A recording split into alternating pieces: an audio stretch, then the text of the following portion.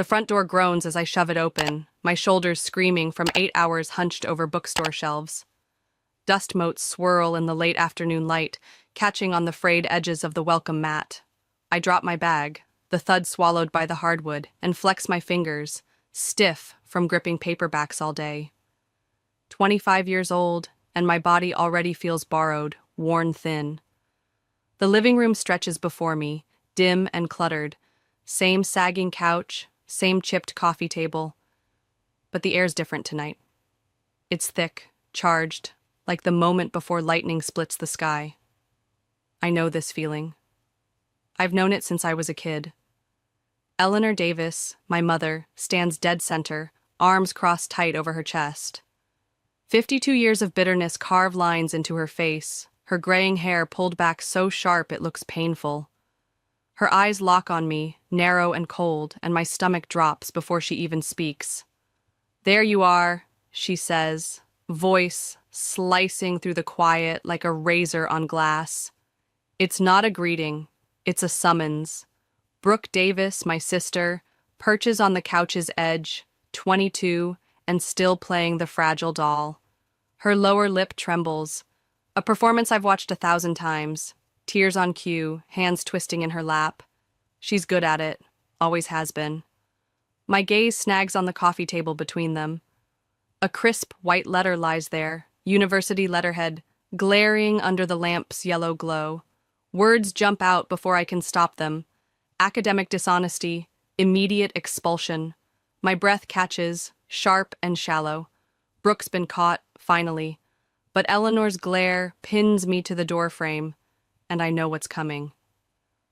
"This is your fault," she says, voice cracking like a whip across the room. "You put too much pressure on Brooke. She had no choice but to cheat." The absurdity hits me like a fist, knocking the air from my lungs. I grip the wood, splinters biting my palm, and stare at her, waiting for the punchline that never comes. Brooke's caught red-handed, and somehow, I'm the villain in this dim, stale living room. My mind reels back, unbidden. 10 years old, principal's office. Eleanor's fingers bruising my wrist as she hissed, "Why'd you make Brooke steal that lunch money?" Security footage later showed Brooke pocketing it, smirking, but the apology never came. Christmas mornings flicker past, me unwrapping secondhand coats, price tags dangling, while Brooke tore into designer bags, Eleanor cooing, "Brooke deserves nice things. You don't need spoiling."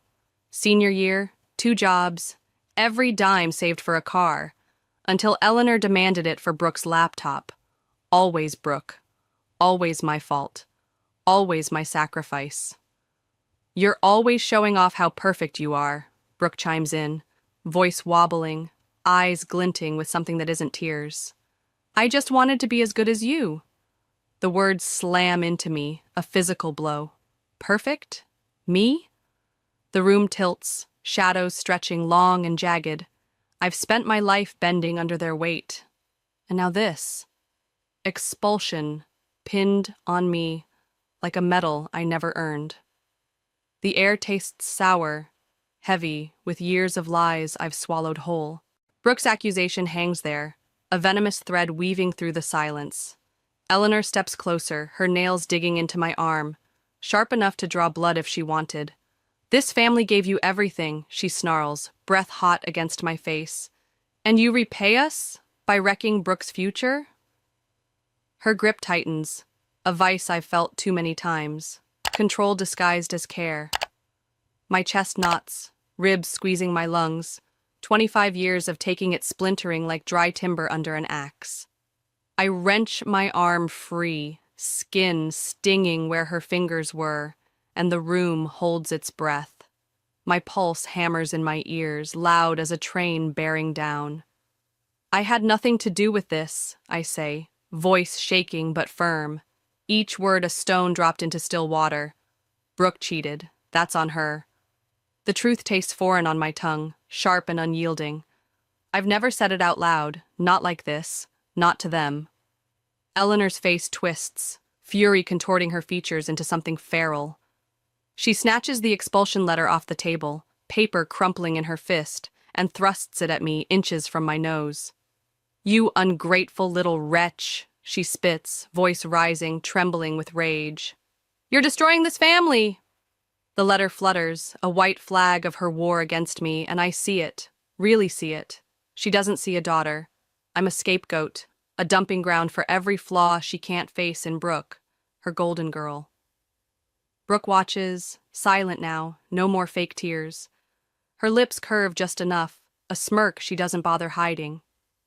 She knows Eleanor's shield will hold, knows she'll walk away clean, like always. My hands clench, nails biting my palms, and something shifts inside me, deep and tectonic. 25 years of bending, breaking, accepting, I can't do it anymore. My eyes lift, meeting Eleanor's glare, and for once, I don't flinch. The silence stretches, taut as a wire ready to snap. Beyond the open door, dusk creeps in, painting the sky a bruised purple. It's still there, that sliver of freedom, calling soft and steady through the chaos. My heartbeat slows, deliberate, like footsteps on a path I've never dared take. Eleanor's breath hitches, waiting for me to crumble, but I don't. Not this time. Eleanor's words echo, a hammer on glass, but they don't shatter me. Not tonight. Her crumpled letter trembles in her grip, a weapon she thinks will bring me to heel. "You're tearing us apart," she hisses, venom dripping, but I see through it now. Her eyes hold no love, only blame, a mirror for Brooke's smug quiet. My sister sits there, untouchable, her victory carved into the curve of her mouth. She'll skate free again, and I'll be the wreckage left behind, like always. Except I won't. The front door gapes a few feet away, framing that darkening sky, freedom, uncertainty, a life I've never had. My feet move before my mind catches up, carrying me to my room, the smallest in the house. Bare walls, a thin mattress, a space that's never been mine. My hands shake as I stuff a duffel. $60 in crumpled bills, a change of clothes, a faded photo of me at 6, smiling before I knew better. Eleanor's voice follows, sharp and mocking. "What? You're leaving?" "You'll crawl back in a week, begging." I don't answer. The photo slips into the bag, a relic I shouldn't keep but do. My boots thud against the floor as I head back, past Eleanor's glare, past Brooke's stillness. The night air hits my face as I step outside, cold and biting, but lighter than any breath I've taken in that house. Eleanor's shout chases me across the yard. "Go ahead! Don't come crying when the world chews you up." The street stretches, empty, ahead, her words fading into the hum of crickets. My fingers tighten on the strap, duffel heavy against my hip. I don't look back. The sky deepens, stars pricking through the haze, and each step feels like shedding skin. 25 years of their weight peeling away. I don't know where I'm going, but I know what I'm leaving. That's enough. For now. My boots scuff the pavement as I walk, the ache in my soles spreading up my calves with every step. The neighborhood fades behind me, porch lights flickering out one by one, families settling into dinners and movie nights I've never known. The air cools, sharp against my cheeks, and the residential hum gives way to the distant growl of traffic. I don't stop, not until the streets widen into a commercial strip, neon signs buzzing like tired wasps. My legs tremble, begging for rest, but pride keeps me moving. I won't call anyone, won't prove Eleanor right. Not tonight. The 24-hour train station looms ahead, its fluorescent glow spilling onto the cracked sidewalk, a sickly yellow haze that stings my eyes. I push through the glass doors, the stale smell of sweat and burnt coffee hitting me like a wall. Hard plastic seats line the room, occupied by a scattering of shadows. A woman clutching a garbage bag, a man sprawled across 3 chairs, suit wrinkled and tie loose. Someone mutters in the corner, words slurring into nonsense. I choose a spot near the vending machines, their hum a low drone that sets my teeth on edge, and drop my duffel with a soft thud. The tile floor bites cold through my jeans as I sit, curling into myself, stomach gnawing at nothing. The $60 stays buried in my pocket, too precious to touch. Sleep won't come. Every shuffle jolts me upright, every creak of the seat's a threat. The PA crackles overhead, garbled announcements slicing through the quiet, and my heart races, palms slick with sweat. I press my back against the wall, the chill seeping into my spine, and watch the clock tick past midnight, then 1, then 2. Dawn creeps through the grimy windows, gray and thin, painting my reflection in the glass. Tangled hair, hollow eyes, a face I barely recognize. 12 hours ago, I had a home, a bed, a life I hated but knew. Now, I'm this, a stranger in a station, clinging to a bag and a shred of stubborn will. The commuters trickle in, their clean clothes and coffee cups a cruel contrast, and I turn away, swallowing the lump in my throat. I won't break here, not yet. Morning drags me upright, muscles stiff from the tile, and I stumble into the light, blinking against the sun. My stomach twists, a hollow ache I ignore as I trudge through the commercial district, scanning for help-wanted signs. Storefronts blur past, boutiques, a pharmacy, a burger joint, all met with the same shrug. We're not hiring. The fast food manager doesn't look up from his phone, waving me off like a fly, and my cheeks burn, but I keep walking. Noon finds me swaying on my feet, exhaustion a lead weight in my bones, when Ramirez Diner appears, tucked between a laundromat and a pawn shop. Its neon sign flickers weakly, promising home cooking, and I push inside, the bell chiming sharp above me. Dolores Ramirez stands behind the counter, 60 and stern, her steel gray hair pulled into a tight bun. She looks me up and down, wrinkled shirt, desperate eyes, and her voice cuts through the hum of the diner. Ever washed dishes before? I shake my head, mouth dry, and force out, I can learn. She nods once, sharp, and jerks her head toward the kitchen. The air back there hits like a furnace, grease coating every surface, the sink piled high with plates and pans. My hands plunge into scalding water, soap stinging my skin, and the hours blur, scrubbing, rinsing, stacking, repeat. My back screams, fingers pruning raw, but I don't stop, not until Dolores calls closing time and presses $40 into my palm. Her grip firm. Not bad, she says, and it's the closest thing to praise I've heard in days. I stumble back to the station, the cash tucked deep in my pocket, a lifeline I can feel through the fabric. The same corner waits for me, the same cold tile, but tonight it's different. That $40 means survival, a thread to hold on to, and I cling to it as the vending machines hum their endless song. My eyes drift shut, exhaustion winning for a moment, and I dream of clean sheets, a roof, a life where I'm not invisible. The thought hardens in my chest, a quiet vow. I'll get there somehow. Days bleed into a rhythm, diner nights, scrounging days, until I find an ATM across from the station, its screen glowing in the dusk. My college fund, pieced together since I was 14 from summer jobs and holiday shifts, flickers in my mind, a faint hope. I punch in the PIN, breath held, and the balance loads, $0. My knees buckle, the machines hum loud in my ears, and I scroll through the history, hands shaking. Withdrawals stretch back months, Eleanor's name on every line, designer boots, concert tickets, private tutors for Brooke, thousands gone, stolen, spent on her golden girl while I slept on tile.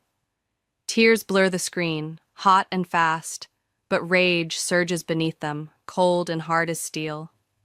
I land a second job at a coffee shop, mornings steaming lattes, nights scrubbing grease, the hours stitching a fragile shield. My first paycheck comes, small, crumpled, mine, and I grip it like a weapon, a brick against Eleanor's voice in my head. It's not enough, not yet, but it's a start, proof I can stand without her. Then, weeks later, another ATM check, a habit now, and a new transaction glares back. $200, my name, dated after I left. Eleanor's still pulling strings, using my identity like it's hers to wield. My fist clenches, nails biting my palm, and the air tastes bitter, thick with her betrayal. She didn't just kick me out, she made sure I'd have nothing, no way up. The station's cold seeps into me that night, but it's the fury that keeps me awake, burning steady. She stole my future once, drained it dry for Brooke, and now she's clawing at what's left. I won't let her win. Not again. My hands curl around the duffel, $60 and that paycheck the only weight I carry, and I swear it to the dark. I'll build something she can't touch. The grind wears me thin, days blurring into nights, until I collapse one evening, too tired to peel off my grease-stained shirt. The mattress springs dig into my back, a cheap rental I've scraped together, and I turn my head, catching a faint scent, soft, soothing lavender. My eyes snag on the duffel, half unpacked in the corner, and there it is. An old handmade candle, wax-chipped, one of the few things I grabbed when I left. The scent pulls me back 12 years, Eleanor and Brooke out, me alone in the kitchen, melting wax in a dented pot, pouring it into mismatched jars. The pure satisfaction of making something beautiful from nothing washes over me, a memory untainted by them. I sit up slow, mind racing, and grab my laptop. The screen's glow harsh against the dark. My checking account blinks. $212.47, scraps from double shifts. Just enough for supplies, wax, wicks, jars, oils. Eleanor's sneer echoes. You'll flop, always do. But my finger hovers over the order button, trembling. I click, the confirmation a quiet rebellion. 3 days later, my tiny apartment fills with the warm hum of melting wax, the scent of sage and lavender curling through the air. I measure temperatures obsessive, test fragrances, adjust ratios. Each candle takes shape under my hands. Simple mason jars layered with colors and scents that whisper comfort. A home I never had, but always wanted. The Etsy shop setup drags into the night, my back aching as I photograph each candle under the bathroom's fluorescent glare, tweaking angles to hide the cracks in my life. The descriptions flow easier, words about warmth, peace, things I'm still chasing, and I hit publish, heart pounding. Days pass, no sales. I refresh the page between latte orders, during diner breaks, before crashing into sleep, the screen mocking me with silence. Eleanor's voice grows louder. What made you think anyone'd want this? Doubt gnaws deep, a familiar ache, but I keep the candles lit, their glow a stubborn spark against the dark. I've got nothing else, not yet, and this has to work. The first sale pings late one night, $12 glowing on my laptop screen, and my breath catches, a flicker of light in the endless dark. I stare at the order confirmation until my eyes blur, barely enough to cover shipping, but it's mine. Proof I'm not invisible. The glow lasts 8 days, then shatters. Reviews flood in, sharp and vicious, cracked on arrival, smells like bleach, hack job, don't waste your money. My stomach turns to ice as I scroll, usernames glaring back. Eleanor, 1969, Brooke loves Lux. They found me, tracked my fragile start, and sank their claws in deep. A Reddit thread pops up next, Brooke's handle unmistakable, mocking my pathetic little candle shop, sneering that some people should know their place. The words burn, but the rage isn't hot anymore. It's cold, crystalline, a blade sharpening in my chest. I'm still shaking when Tessa Lane leans over the coffee shop counter after closing, her blue hair falling in her face. You look like you're plotting murder, she says, wiping down the espresso machine, her voice light but her eyes sharp. I hesitate, the wall I've built trembling, but her open concern cracks it wide. The story spills out. Candles, reviews, sabotage, and I brace for pity. Instead, Tessa's eyes light up, fierce and bright.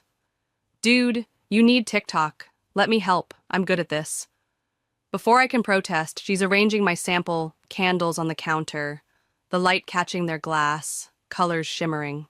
Small businesses deserve support, she narrates, filming, her voice steady. Let's get this girl some orders. She posts it, and I watch, certain it's another dead end, another flop. I've never been more wrong. By morning, my phone buzzes nonstop. 10,000 views, 20,000, 50,000. Orders flood my inbox, 50, 100, 200. Numbers I never dared dream hit like a tidal wave, drowning Eleanor's sneer.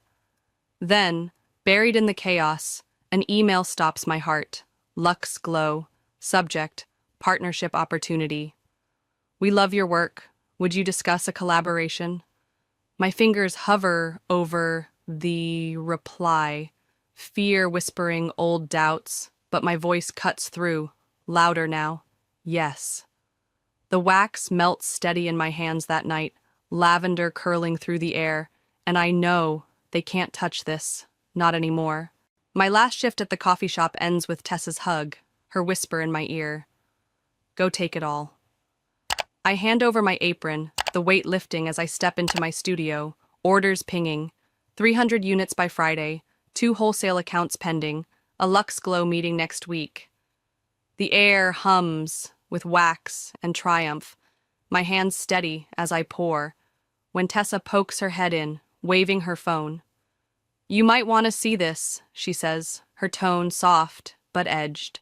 She hands it over, a local news article loading. Local family faces. Foreclosure after financial mismanagement. The grainy photo shows my old house, yellow paint peeling worse than ever, and Eleanor's name jumps out, 3 months behind on the mortgage. A neighbor's quote stings. It's sad that house used to be so well kept, but ever since her older daughter left. I pass the phone back, hands calm, and turn to my wax, checking its temperature. There's more, Tessa adds, gentle now. Brooke dropped out. Failed most of her classes. The loans came due. She trails off, watching me, but I don't flinch, just nod. Not my problem, I say, and mean it. That night, as I package the last orders, my phone buzzes, an unknown number, the area code, screaming home. Eleanor's voice crackles through before I can hang up. Serafina, honey, I miss you. Family should stick together. Your sister's struggling, we all are. We need you. The manipulation drips. But there's a tremor now, uncertainty I've never heard. I let the silence stretch, her words pressing against my chest, but they don't crush me anymore. I end the call, no words needed. Texts from Brooke hit next, fast and frantic. I know I was a bad sister. I was jealous. You were always better. Please, I have nowhere to go. I block them both, the screen going dark, and return to my work, wax pooling smooth. Mrs. Patel's viral post lights up my feed 3 days later. Her words, cutting through. I watched that girl get blamed for everything. Serafina was a maid while Brooke was worshipped. The comments explode. Old classmates, a teacher, the truth about Brooke's cheating resurfacing. And I watch, detached, as their empire of lies crumbles, post by post. Eleanor and Brooke slink into my studio unannounced, shadows in clearance rack close, the bell chiming their defeat. Eleanor's eyes dart around, calculating the value of my racks, my success, still hunting something to take. Serafina, baby, she coos, voice dripping false sweetness. I know we've had differences, but you're doing well now, you can help family, right?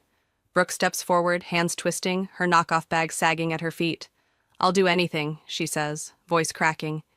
Please. I'll work for you, don't let me end up like this. They wait, desperate hope painted on their faces, expecting the old Serafina, the one who'd break herself for their scraps. I set a candle aside, its surface flawless, and meet their gazes, steady, unyielding. No, I say, simple and final, then turn back to my work, the click of jars a quiet rhythm. Weeks later, they try again, appearing in my marble lobby, small against the sleek glass and art I've built. Family helps each other, Brooke pleads, her tone brittle. You wouldn't abandon us, would you? Eleanor's tears well up, practiced and hollow. I cross my arms, voice ice. Where were you when I needed help? When I slept in a train station, when you stole my college fund, where were you? They flinch, the truth a blade they can't dodge. I pull 2 bus tickets from my desk, one way back to that narrow town they swore to escape, and lay them on the glass table. Take it or leave it, I say. Brooke rips hers in half, rage flashing, but Eleanor just stares, defeated. I built this without you, I tell them, heels clicking as I walk away, their gasps fading into the city's hum. They're nothing to me now, and I'm everything they'll never have. Lavender and sage curl through my studio, the wax pooling smooth as I pour, my hands moving with practiced grace. Orders ping on my phone. 400 units shipped this week, a 3rd wholesale deal signed. Lux Glow's logo on my labels now. The air hums with creation, success, a life I clawed from nothing. 6 months ago, I was slinging lattes, fingers sticky with syrup, dreaming of this. Now, it's real. Mine. Untouchable. Eleanor and Brooke are ghosts, echoes of a skin I shed, their pleas drowned by the bell above my door. A customer steps in, her smile warm as she browses, and I nod, setting a fresh candle on the rack. Perfect, like my resolve. The city pulses beyond my windows, a rhythm I've claimed. I don't look back, don't need to. I turn toward the light, the future, and keep building. I sat in the corner of the table, the red wine in my hand, catching the chandelier's shimmer like blood under crystal. Laughter bounced off the walls, sharp, jagged, slicing through the air. Jim raised his glass, his voice a blade. Another month of unemployment, huh, sweetie? Maybe try a coffee shop gig. His buddies, Ethan, Ryan, Noah, erupted, their suits crisp, their grins wide. Glasses clinked, a toast to my failure. I dipped my head, letting my hair curtain my face, feigning the sting they expected. Their amusement gleamed brighter than the light overhead. They didn't know. How could they? Jim, my husband, the vice president of Horizon Tech, lounging in his arrogance. Ethan, smirking over his whiskey. Ryan, chuckling into his sleeve. Noah, leaning back like a king.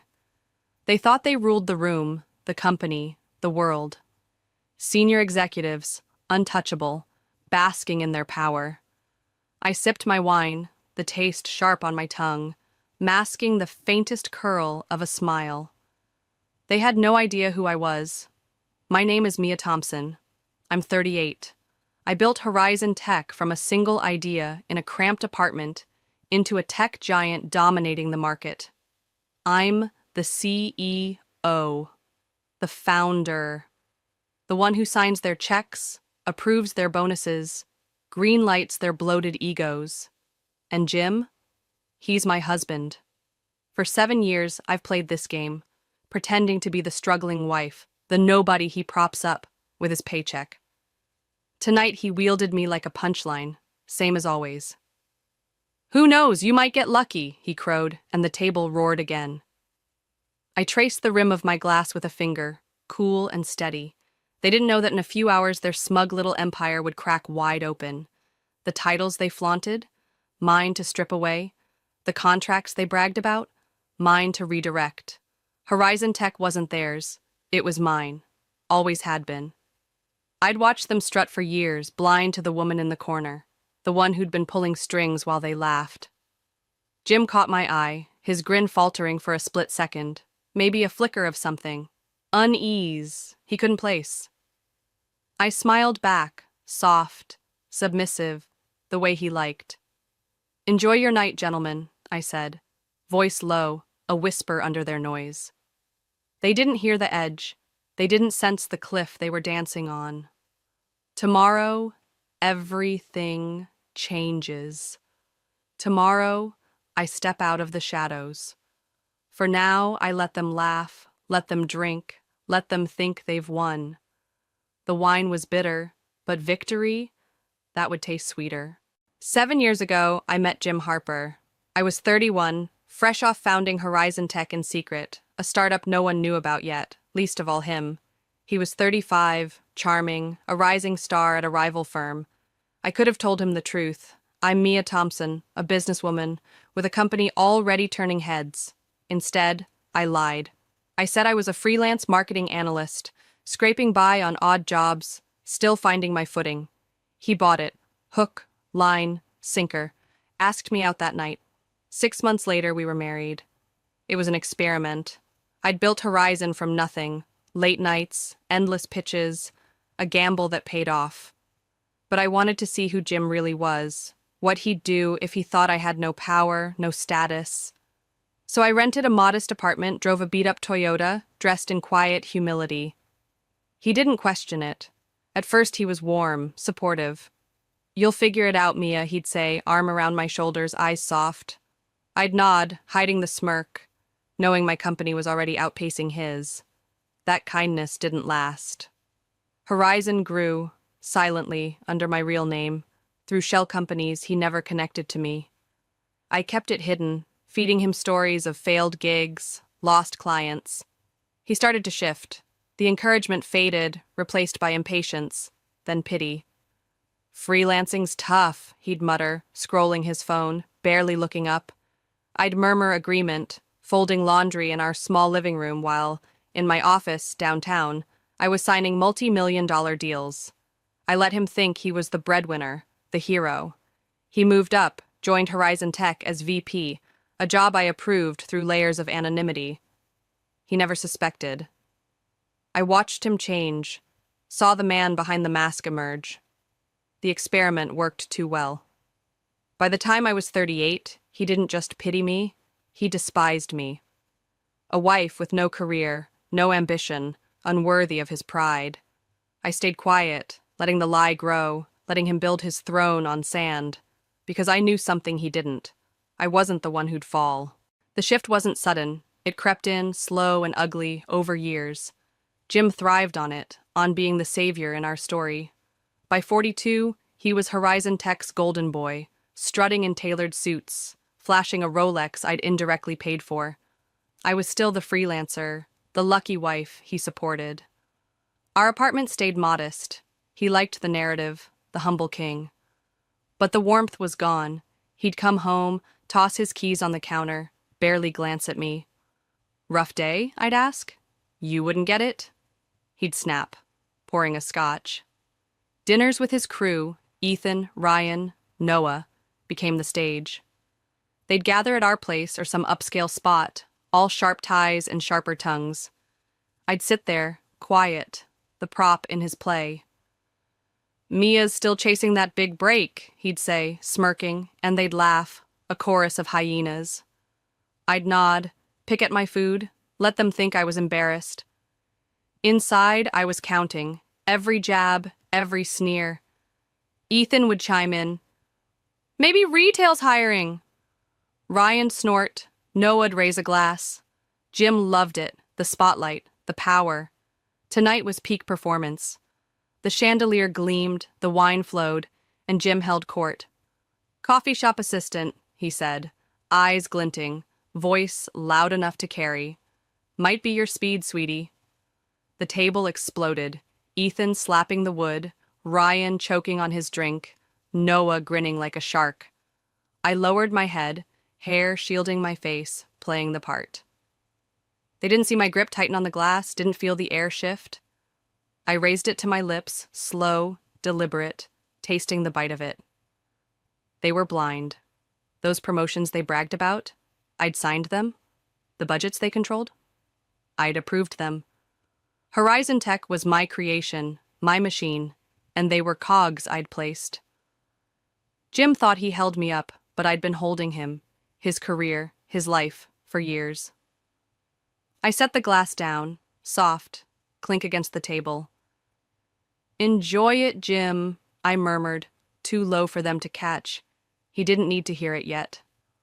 Tomorrow the curtain lifts, 7 years of his contempt, his games. I'd watched, waited, let him dig his grave. Tonight, he toasted my failure, oblivious to the empire beneath my feet. I smiled, small, secret, the kind he'd never notice. They laughed on, drunk on their own noise, while I sat in the corner, steady, ready. The shift was over. His reign was done. The shift in Jim's behavior was my signal. Years of mockery had peeled back his mask, but suspicion wasn't enough. I needed proof, something ironclad to shatter his world and his cronies with it. 2 years ago, at 36, I started digging. It began with whispers, overheard boasts at those dinners, offhand comments about side deals and perks. Jim and his crew, Ethan, Ryan, Noah, were sloppy, too comfortable in their power at Horizon Tech. I'd built the company to be a titan, but they were gnawing at its bones. I couldn't let it stand. I hired private investigators, the best money could buy, discreet, ruthless, invisible. They tailed Jim first, shadowing him to late-night meetings in dimly lit bars, places he'd never take me. Photos came back, him shaking hands with executives from rival firms, passing envelopes under tables. Then, Ethan, caught at a yacht party funded by Horizon's accounts, grinning with suppliers who'd overcharged us for years. Ryan and Noah followed, secret lunches, golf courses, deals whispered over cigars. The evidence piled up, a paper trail of greed I could have framed and hung on my wall. But I didn't stop there. Suspicion had teeth now, and I gave it claws. I installed a surveillance system within Horizon Tech's own infrastructure, an invisible net woven into emails, servers, phone lines. No one noticed. IT reported to me, not Jim, though he'd never suspect it. The data flowed, leaked bid prices to competitors, contracts rigged for kickbacks, company funds siphoned into offshore accounts. One email from Jim to Ethan stood out. "Keep HR quiet, she's replaceable." About a junior staffer who'd complained of harassment. They'd buried her, like they buried anyone who didn't bow.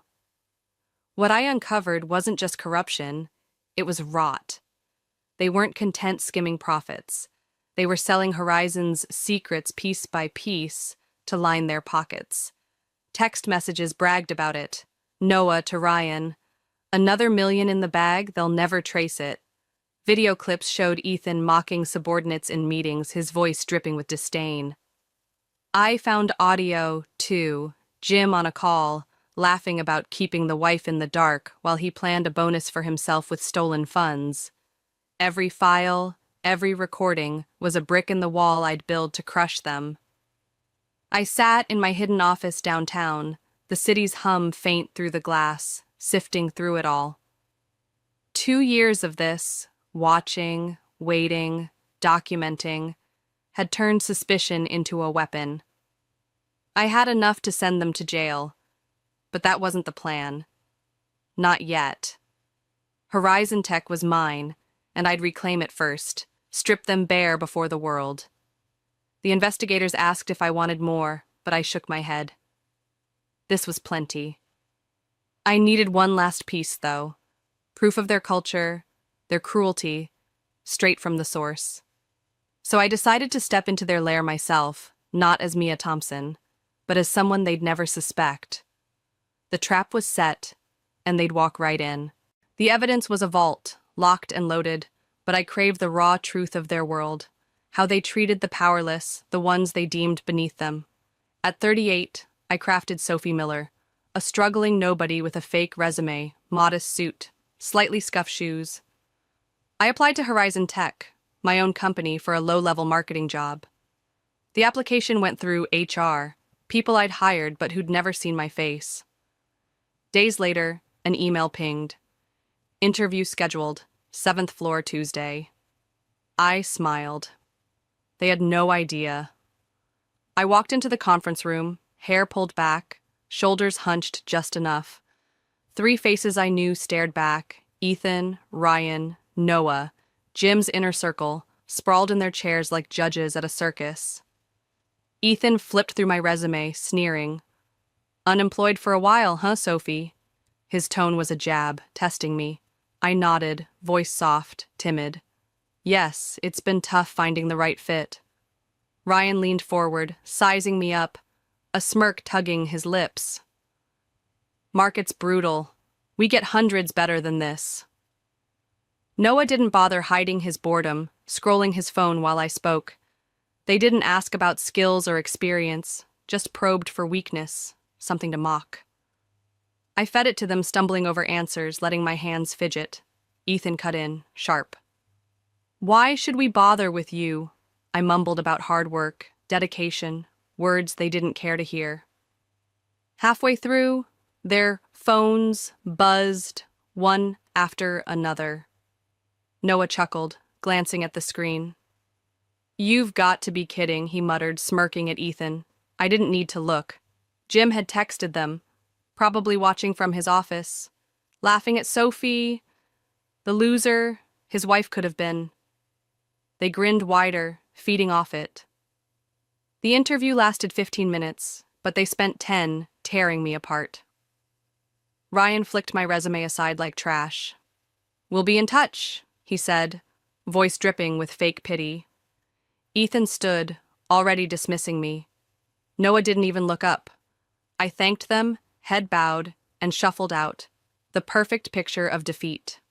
The door clicked shut behind me, and I straightened, a faint smile breaking through. I didn't need their callback. I'd seen it all, their contempt, their casual cruelty, the toxic swamp they'd made of my company.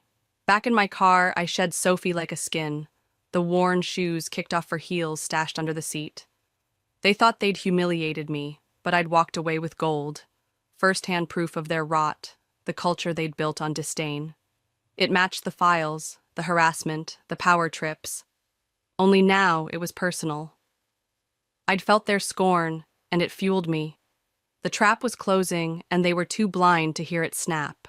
The evidence was locked tight, the undercover job a final nail. I had everything I needed to end them. The next morning, I didn't slip in as Sophie Miller through some back door. I walked through Horizon Tech's main lobby, heels clicking on marble, past employees who nodded politely, unaware of the storm I carried. At 38, I'd spent years in the shadows, but today I'd step into the light. The boardroom was ready, shareholders summoned, executives gathered, a massive screen looming behind my chair. I sat at the head, calm, a thick folder in front of me, waiting. The doors swung open, and Jim strode in, 42 and smug, his crew, Ethan, Ryan, Noah, trailing like loyal dogs. They thought this was routine, another meeting to applaud their genius. Jim settled into the VP's seat, flashing that grin I'd come to loathe. Then he saw me. His eyes flickered. Confusion, a crack in the mask. Ethan raised an eyebrow. Ryan shifted. Noah smirked, still clueless. No one spoke. They didn't understand yet, couldn't fathom why Jim's unemployed wife sat at the helm. I let the silence stretch, heavy, suffocating. Sit down, Jim, I said, voice cold, cutting through the room like glass. You and your friends will want to hear this. He hesitated, jaw tight, but obeyed, his crew following suit, chairs scraping awkwardly. I leaned forward, locking eyes with him, every trace of the timid Mia he knew gone. Before we begin, I'd like to reintroduce myself. A pause, deliberate, letting it sink in. I am Mia Thompson, founder and CEO of Horizon Tech. The air vanished. Jim's face drained, Ethan's smirk froze, Ryan's hands twitched, Noah's phone slipped from his grip. Shock rippled, then panic.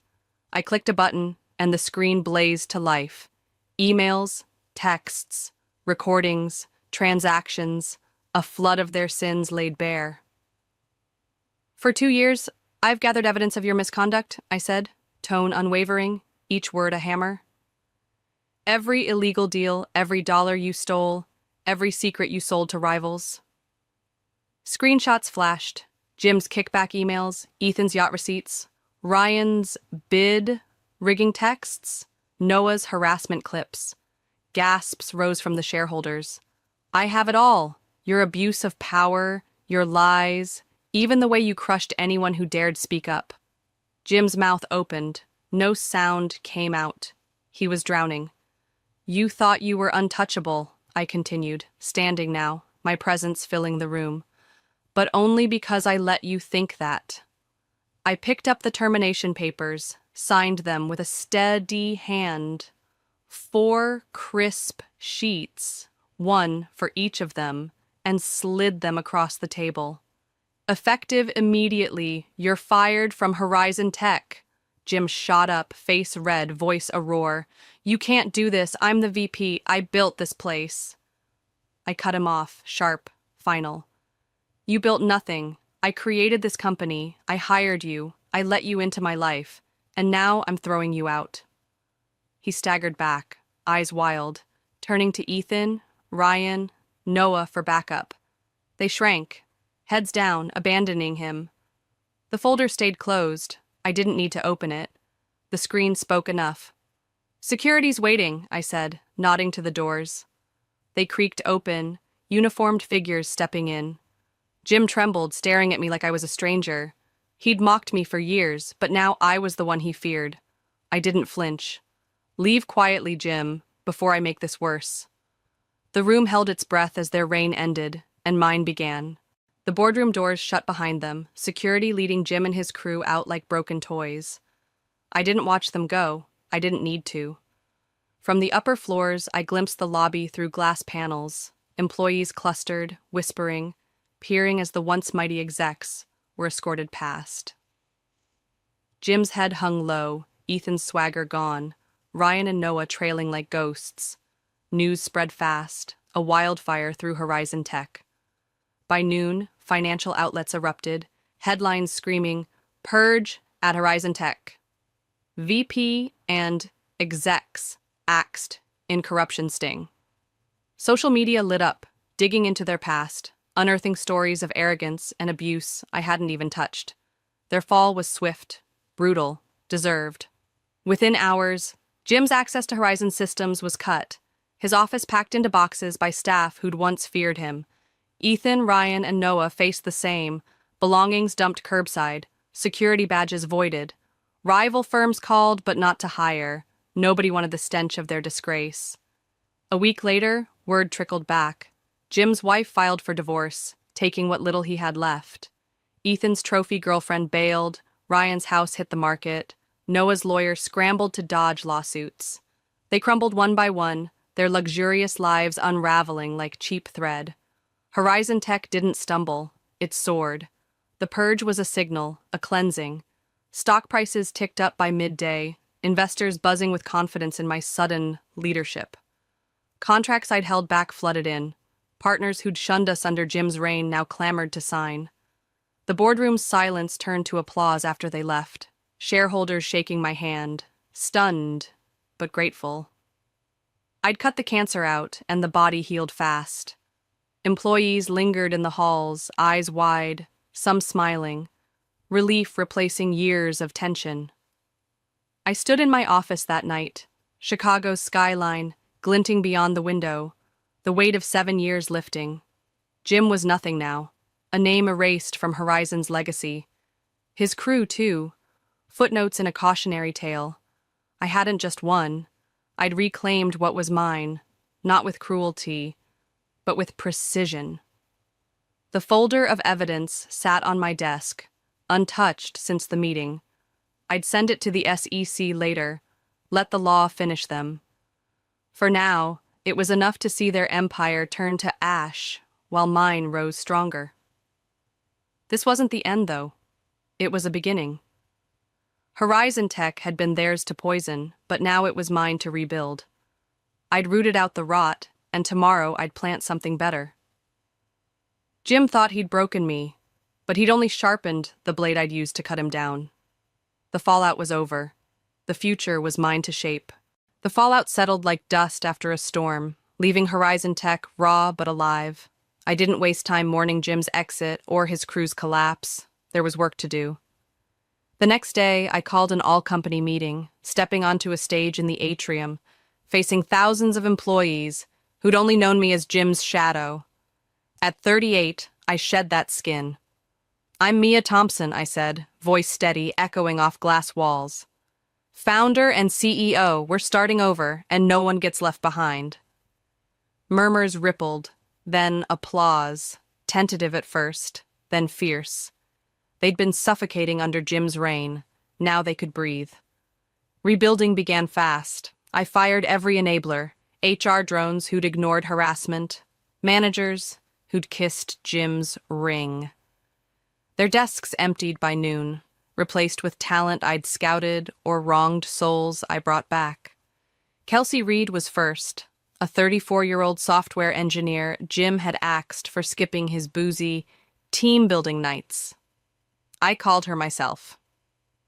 "Do you really want me back?" she asked, voice wary over the line. "I don't just want you back," I said.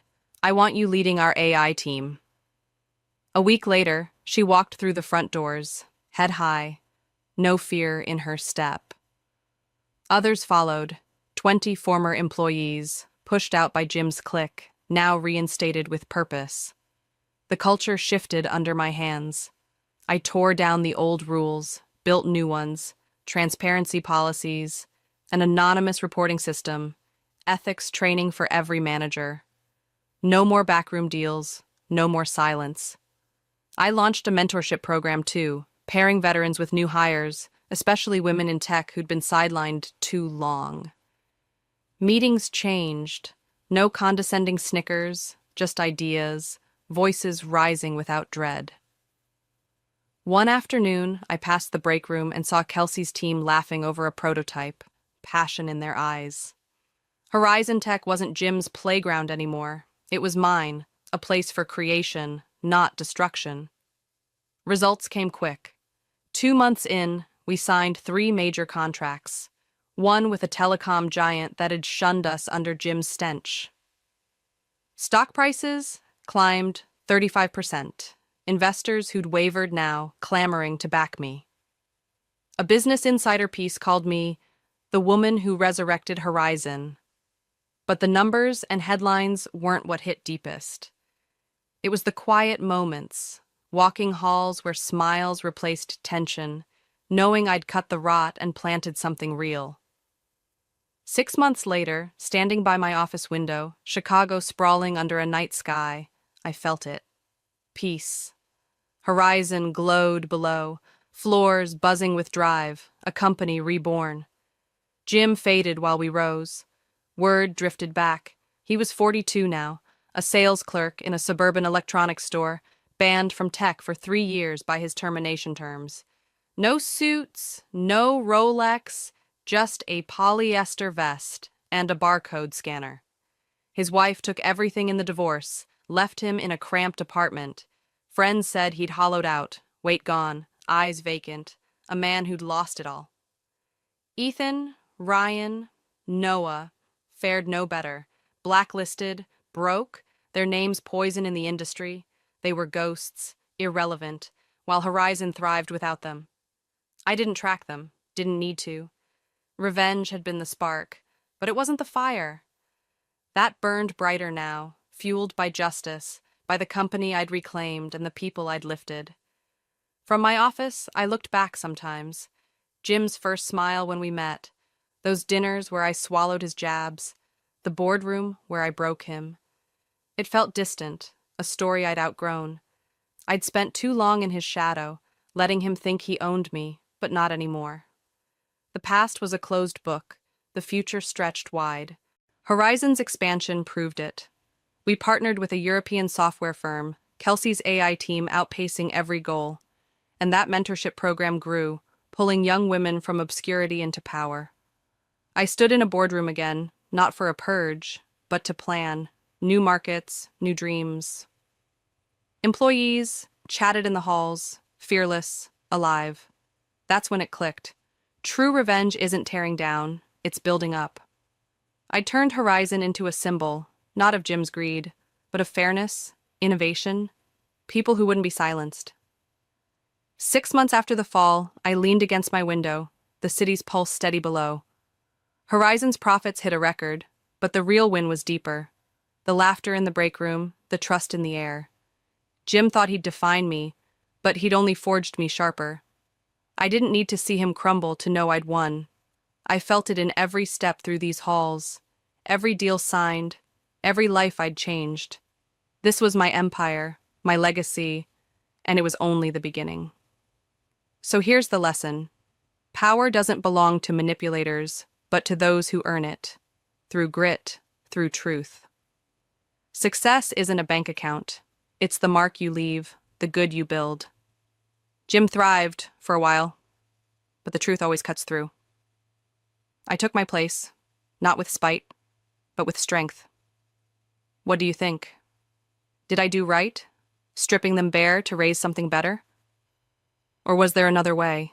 I've laid my story out, yours to judge. You